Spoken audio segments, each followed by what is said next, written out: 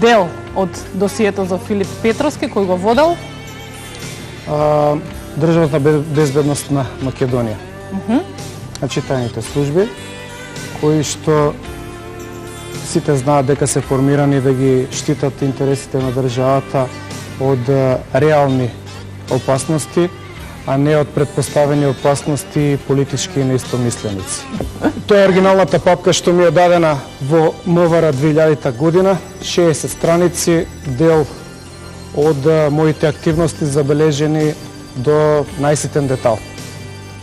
Имено, она што го правевме како студенти, протестиравме, правевме некои студентски напори согласно нашите студентски уверувања, политички уверувања, партиски уверувања, а секако во склоп со уставното уредување на нашата држава.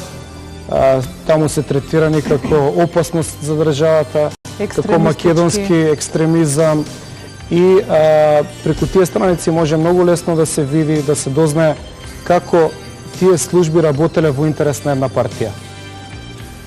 Тоа е заклучокот после. Да, тоа може да се заклучи, може да се изанализира и може да се свати дека всушност Македонија до 98 сега тоа е спорно, можеби и потоа, можеби до предизвестно време само себе си декларативно се представувала пред светот како демократска држава.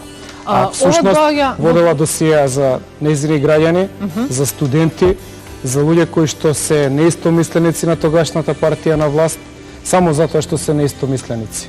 Ова доаѓа во твоите раце? Ова дојде досие во мои раце согласно законот за отворање на политичките досие во 2000 година.